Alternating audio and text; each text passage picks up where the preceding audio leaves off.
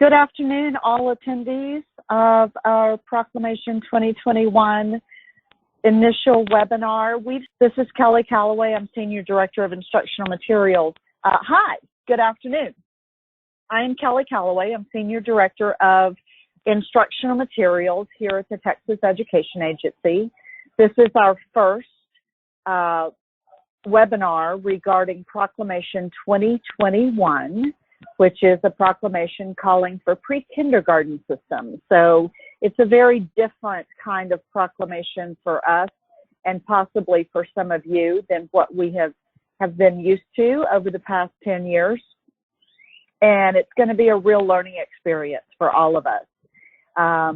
We don't have all the answers for you yet regarding Proclamation 2021. In fact, we don't even have all the questions yet regarding Proclamation 2021. So we're really hoping that the result of today's webinar will be a bunch of questions from you guys that will help us determine various and sundry things that still need to be decided regarding exactly what we're asking for in Proclamation 2021. So I want to strongly encourage you to participate with lots and lots of questions, or to participate after the fact with lots of questions. And Amy, who is going to be talking here in just a moment, will give you more detail about exactly how to do that. So I will come back at the end of the webinar and hopefully be able to answer at least a few of the questions that you asked during the course of the webinar, or at least say thanks for listening. In the meantime, I'm going to hand the microphone and the screen over to Amy, who has the bulk of the information that we hope you will find very, very useful in the course of the next 45 minutes to an hour. Thanks. Amy? Thanks for that introduction, Kelly. So I have a series of poll questions. I just want to find out who we have in the audience today.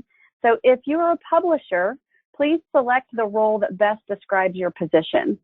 So it looks like we have a good mix of different responsibilities there. So welcome, publishers. We're happy to have you.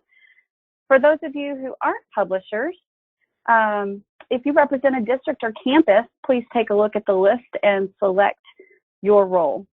And from the district side, it looks like the bulk of participants are textbook coordinators, but we also have some department heads and administrators. So welcome to all of our district and campus staff.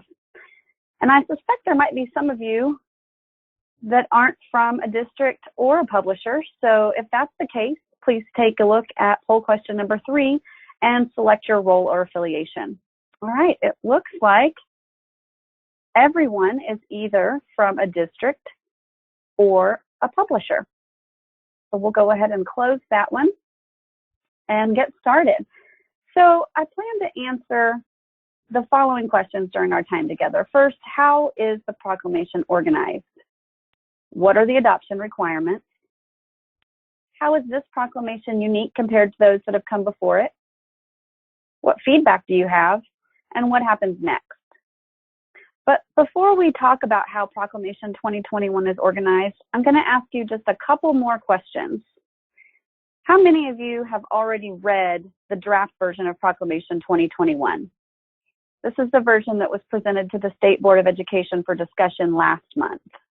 And it looks like about 2/3 of you have already done your homework and read the draft. And for the rest of you, I will be providing an introduction, and hopefully you can read it after the webinar.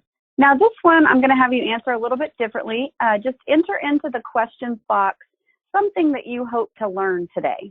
Lots of questions about language requirements, wanting to know about the process, people's responsibilities, format requirements. Good. I think that we will be able to answer a lot of these questions throughout the presentation, and some of them dive a little deeper into the proclamation than we plan to go today, but we'll try to get to as many of these as possible. Thank you so much for sharing. So the proclamation has 6 sections: an introduction, an adoption timeline, deliverables and requirements, student enrollment and content standards, ethical standards, and a glossary. In the introduction, you'll find specific courses and grade levels for which instructional materials are being called, which in this case is pre-K, general publisher eligibility requirements, the types of submissions that will be accepted, when the materials will go into the classroom, and the applicable statute and rule. The adoption timeline actually begins today with the release of this webinar and ends in August 2021 when the materials will go into classrooms. In the timeline, you'll notice deadlines for schools, ESCs, the public, publishers, and TEA. It'll also tell you who's responsible for meeting those deadlines and who's going to receive the deliverable. To provide you with a visual, here's a couple of snips from the adoption timeline. And you can see a lot of icons, and each icon is assigned to a specific party. All of the items in the adoption timeline appear in chronological order. The deliverables and requirements section is actually broken into two subsections, one for publishers and another for ESCs. The items in this section are in alphabetical order, and this is where you'll find more details about the activities and deliverables that you see on the adoption timeline. The next section provides enrollment data from this school year and a link to the Texas pre-kindergarten guidelines. Then you'll find information about the ethical standards of state review panel members and publishers. For example, reviewers are now in a no contact period, which means they cannot communicate with publishers. And finally, you'll find the glossary.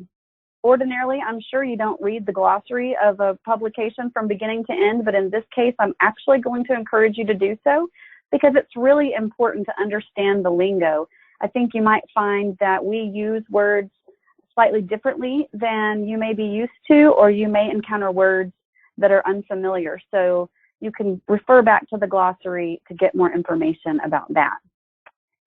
Now, I'm going to ask you another question. If you're a publisher, let me know if you have materials currently adopted by the SBOE. And it looks like the distribution here is very similar to those of you who've already read the proclamation. We have close to 2/3 who have materials currently adopted and some of you who don't. So welcome back to those of you already on the list, and welcome to those of you who are first timers. We're happy to have all of you. So I mentioned before that the introduction specifies adoption requirements, and I want to delve a little deeper into those requirements. In order to be eligible for adoption, the instructional materials must cover at least 50% of the standards, be suitable for pre-K students, be reviewed by academic experts, comply with applicable manufacturing standards, and be error-free. The SBOE will accept submissions of brand new instructional materials that were developed specifically to align to the TPG, or existing materials that were retrofitted, for lack of a better word, to align to the TPG. If you're a publisher who has materials on the adoption bulletin for pre-K, and you want to keep those materials on the adoption list, you're going to have to follow some special requirements. You can submit your currently adopted materials along with any new or supplemental components that you need to address the updated standards. And to continue selling those currently adopted materials, once Proclamation 2021 materials are adopted, you have to provide new correlations that are aligned to the updated standards. If you don't want to keep selling the materials that are currently adopted and you just want to start from scratch and submit something new, then you don't have to follow those special requirements. Your first major due date is going to be right around the first of the year on Monday, January 6th. So if you're a publisher interested in submitting pre-K materials, you must submit a statement of intent to bid, which is a simple, non-binding notice of your intent to participate in the proclamation, and a company information form, which provides us with the information we need to contact you. After you submit your statement of intent to bid, you'll have a few months until you're required to provide TEA and each of the ESCs with samples of your materials. These samples, unlike other recent proclamations, must be in a format that matches the format that will be provided to districts. Along with your sample, you'll be required to submit correlations, which show how your materials align to the TPG. And before you submit those things, you need to conduct a thorough editorial review of your materials to identify and correct as many errors as possible. Once you submit your sample materials, you're required to document every change you make. So it's really in your best interest to get as many of those edits done ahead of time as possible. All materials, whether they're print or digital, must be accessible to students with disabilities. And all digital materials must incorporate the machine readable TPG, sorry. I'm really used to saying TEEX. And all adopted publishers must agree to an 8-year fixed price contract. So let's talk about what makes Proclamation 2021 unique. We've worked really hard to be responsive to feedback we've received from the field. So you'll find that the information has been streamlined, and we've added icons in the adoption timeline for those of you who are more visual. So I've already shown you what that looks like. We've also linked the deliverables in the timeline to the description of that deliverable in the deliverables and requirements section. And I'm going to see if I'm able to show you that, if you'll bear with me. So what I wanted to show you is in the adoption timeline,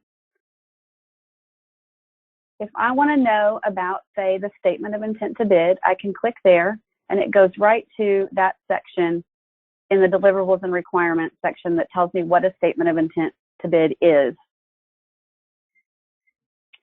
So that is one thing that we did that's new and different for 2021. We also have a chart that helps you sort out what you need to do for the different sample types. So I'll show you there what we mean.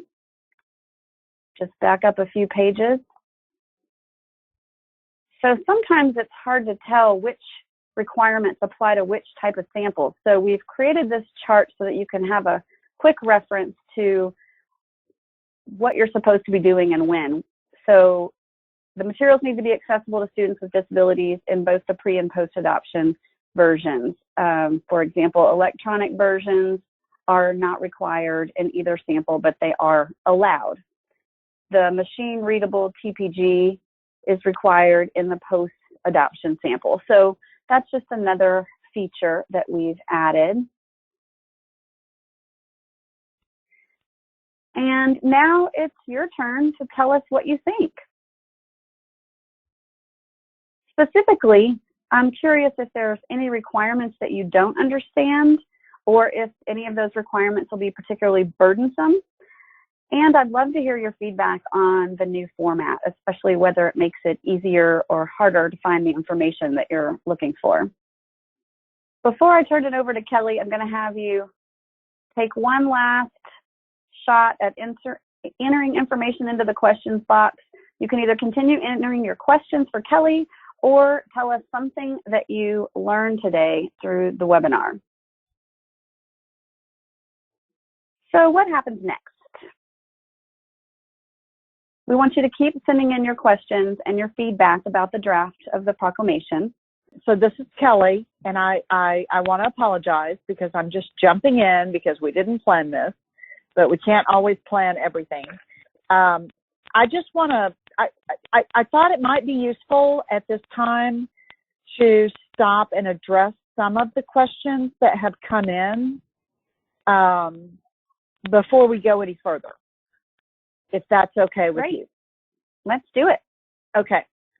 So here are a few, and some of them I'm going to call on you for. Okay.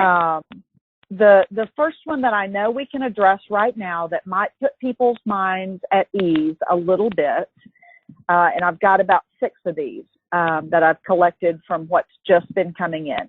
The first one is, how will the IMQE process impact this adoption? And the answer is that it won't. The IMQE process, for those of you who are familiar with that term, is completely separate from the State Board of Education's adoption process. So it is certainly possible that the IMQE process will include pre-kindergarten systems at some point in the future, but that process never, at this time, the answer to that is that process never affects the State Board of Education's adoption. So you need to, those of you publishers who have an understanding, at least a general understanding of the IMQE process, separate that in your mind from the State Board adoption process. So what we're talking about here today is the State Board of Education adoption process, not connected in any way to the IMQE process. More information will be forthcoming about the IMQE process and its connection, if any, to pre-kindergarten systems. But for right now, the simple answer is that has no effect on State Board adoption. The second question that I thought we could address right now to save us a little bit of stress is there any expectation that the pre-kindergarten guidelines will be updated between now and your submissions? No. Those have been recently updated, and everything that we're providing you is based on those recently updated guidelines. So you should not anticipate any changes in those guidelines between now and your provision of either pre-adoption or post-adoption samples. The next three questions might be better addressed by Amy. Let me take one of them. What are the standards for materials accessibility for students with disabilities? Any print material that gets adopted by the State Board of Education must be reproducible by us in Braille, large print, and audio formats. So if your product is adopted, you will be required to provide us with certain files that allow us to do that. I could spend a little bit of time talking about online products, but I think that's so rare with pre-kindergarten systems that it's probably not worth our time at this point. The other two questions I'm going to send off to Amy. What are machine-readable TEKS, or in this case, machine-readable pre-kindergarten guidelines? And do you have a sample state of intent to bid template that you can share with us? So I'm going to turn those two questions over to Amy and then encourage her to just move ahead with her presentation.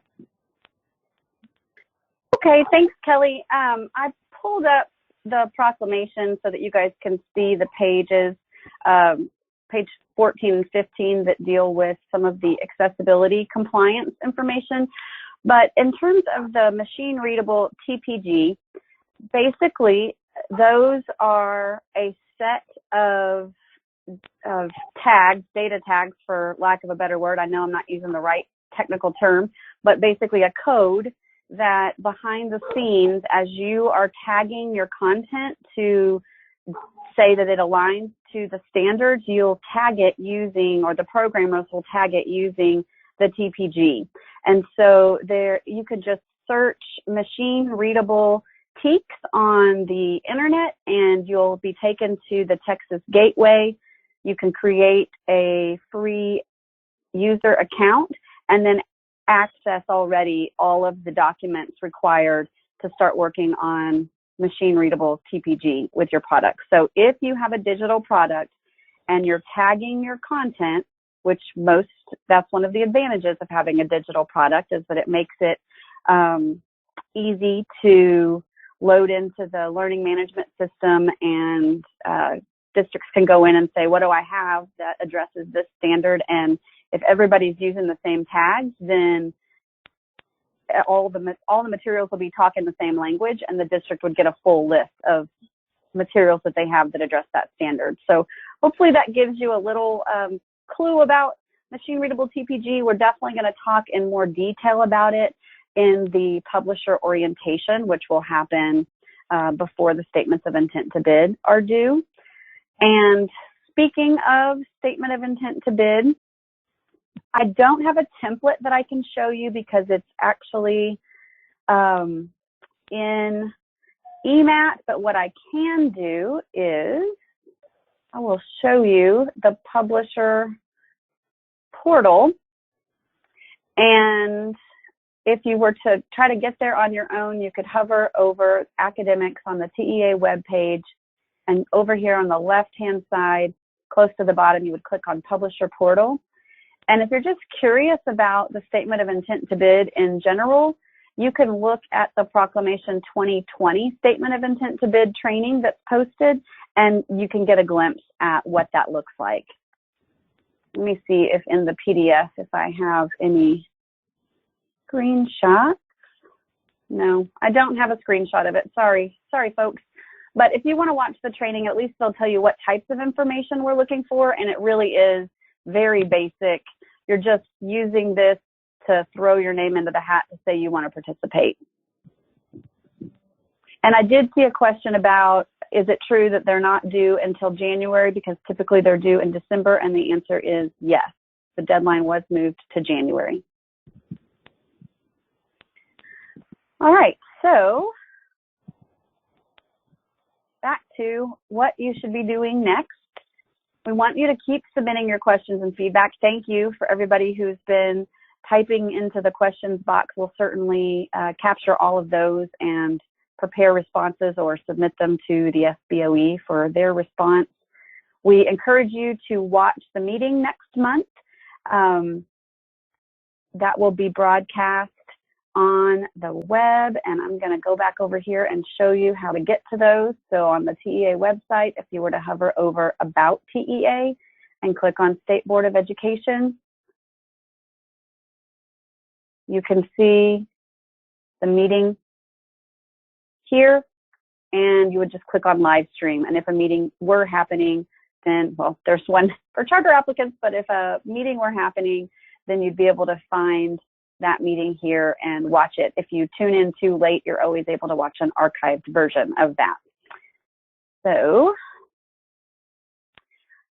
we also want you to look for the SBOE's official responses to questions in their questions and answers document, which is scheduled to be issued in September. And then I already mentioned the publisher orientation, but we certainly hope that you plan to attend the publisher orientation. And that is where we really dive deep into the specific requirements, especially those that happen from the time you submit your statement of intent to bid to the state review panel meetings in the summer. And I'm going to turn it back over to Kelly in case she wants to respond to any other questions. No, not at this time, but thank you. And I probably will interrupt you at another appropriate stopping point, if that's okay, to deal with a few other questions that have come in. Well, we're really almost to the end. I just wanted to give you our phone number, 512-463-9601. You're welcome to call us anytime. We're happy to walk through the process in more detail or answer specific questions. You can also email them to us at review.adoption@tea.texas.gov. And you can visit our website to find more information about the review and adoption process. I've already shown you the publisher portal, but that's where we keep all of the information that we think is relevant to publishers, or at least we try to, and we update that information very frequently. So check back there for updates. And I'm going to turn it back to Kelly for real. Okay, so Amy, thank you. I did not realize that we were quite that close to the end, and otherwise I would have gone ahead and handled these questions, but that's my fault. Let me go ahead and take about 5 more questions, and I'll keep watching for new ones that pop in that we can answer. The first one, since the last time we dealt with questions, will this proclamation include health education? No, that has been determined. We're not quite as far along as we thought we might be when that cycle was published. So we are aware of the fact that our website currently says that Proclamation 2021 is expected to include health, but that health TEKS revisions aren't as far along as we thought they would be. So health education will not be part of Proclamation 2021. The next question is, will this call be for systems in both English and Spanish? And I'm going to give you a qualified answer. Systems in both English and Spanish are always welcome. We all know that districts appreciate that. We all know we have a very large Spanish-speaking population in the state of Texas. But whether or not the proclamation will actually call for Spanish products is something that we will be asking the board at their meeting in June. So I know Amy has already shown you how to access that meeting and encouraged you to watch that meeting, and I'm just going to reiterate that encouragement. The next three questions, Amy, I believe might be for you. And the first one, and I'm going to take them one at a time, where is the draft of Proclamation 2021? Can you show them how to find that? Of course. So you can find that a couple of ways, but the easiest way is to look on the Proclamations page. So I've hovered over Academics and click on Proclamations, and each proclamation has its own section. Right now, since all we have is the draft, Proclamation 2021 doesn't have its own page, but you would just click right there. It would download the proclamation and open as a PDF. The next question, Amy, is a little more technical. How many printed copies will be needed for adoption samples on June 6th? I'm assuming this refers specifically to pre-adoption samples that the review committees will be reviewing next summer, but I don't have that June 6th date in my head, so I'm going to ask you to address that question. Okay, I'm not exactly sure. Maybe if we meant April 6th, which is when the pre-adoption samples are due, or June or July for state review panel meetings. So I'm going to just answer both. For the pre-adoption samples, you're going to need to send one to TEA and one to each of the 20 education service centers. So that is a total of 21 pre-adoption samples in whatever format you intend to send to districts. When we get to the review,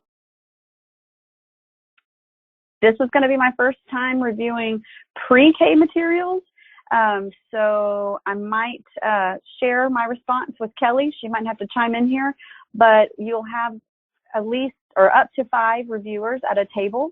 And so we just need to ensure that those reviewers have access to the materials. And I'm not sure that that would mean 5 full kits, or if you can provide less than that, Kelly, question mark? Yeah, that's a good question. The last time we reviewed pre-K systems was, I believe, in the summer of 2009, possibly 2010.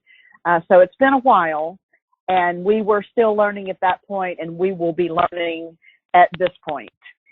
So I'm going to ask for your patience in a really specific answer to that. We kind of need to understand what those pre-K systems involve. We do understand that they are a little more interesting than traditional textbooks. And so it's certainly going to be understandable if your kit needs to be shared in some way by the table as a whole. So give us a little bit of time to discuss those specifics with publishers and do a little bit of research before we answer that question. Let me go on to a few more that have come in since I made that list. The publisher orientation in September is a webinar also, question mark? Yes, it will also be a webinar. So it will also be taped. You will have a chance to submit questions. We will make it available to you online. Speaking of online, another question that has come in that we can probably address is how soon after this date will the recording of this webinar be available? So I'm going to refer that one to Amy and then ask her to send me back the microphone so that I can answer a few more. We should be able to have the recording available within the next couple days, but by the end of the week at the latest. Great. The next question is a little bit nuanced, so I want to talk about it just a tad. The question is, will you have a rubric that can be shared with publishers? Because the State Board of Adoption process does not include quality review, we do not have a rubric for evaluating quality of products. What we have instead is an evaluation instrument that itemizes out all of the TEKS, or as in this case, the pre-kindergarten guidelines. So your product is checked off against all of those itemized pre-kindergarten guidelines to ensure that you have provided in your product appropriate coverage of each and every one of those. And so that is, I'm not going to call it a rubric because I'm a teacher and that's not a rubric, but that is what we use in place of a rubric to determine your coverage percentage, which is it is then used to determine whether or not the State Board of Education adopts your product. So I hope that helps a little bit. We'll be providing greater detail on that question when the proclamation is actually submitted, when the proclamation is actually adopted by the State Board, and as we move further along in the process. Kelly, may I chime in? Absolutely.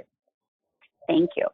I just wanted to point out that on the publisher portal, if you're just really curious about that instrument, you can watch the Proclamation 2020 correlation training, as long as you remember that that one was specifically for 2020 and the high school English, language arts and reading TEKS, but the process itself is going to be very similar. So if you just wanted to preview that, you can find the correlation training on the publisher portal.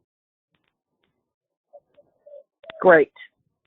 So I think that unless I've just accidentally missed one, I think those are the questions for which we have a quick and ready answer at this time. But please know that we will be keeping all of your questions and working on whether or not we can answer them and how we can answer them in the coming weeks. And we will certainly take any of those questions that we feel like need to be taken to the State Board of Education. As Amy said, they are scheduled to issue a question and answer document in September.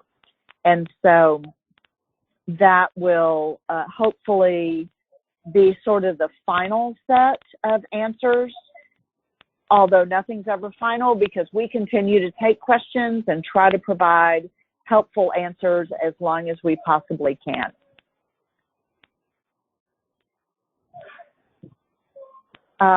Just one last question. This one just came in. At the last pre-K adoption, each guideline needed to be covered at least 5 times throughout the year. Will the same 5 times be a part of this evaluation? The rules have changed since that adoption, and so they are different. That 5 times rule is no longer in place. Different rules are in place, and those different rules are covered pretty thoroughly, I think, in the proclamation itself. And so I would encourage you to turn to the proclamation, as Amy has said, and read it carefully, and then let us know what more specific questions you have. That said, I think that may be the last question that I can feel comfortable answering right here, right now. So I'm going to thank you all again for your participation, and I'm going to thank you in advance for the questions that you will continue to submit to us to help us continue to hone this process and make it more user-friendly for you and more effective for Texas school students. And then I'm going to just turn things back over to Amy in case she has any last minute words. Thanks, Kelly. I don't have any last minute words other than to just reiterate what Kelly said. Thank you so much for your participation. And please, please, please don't hesitate to contact us if you have more questions. Thank you.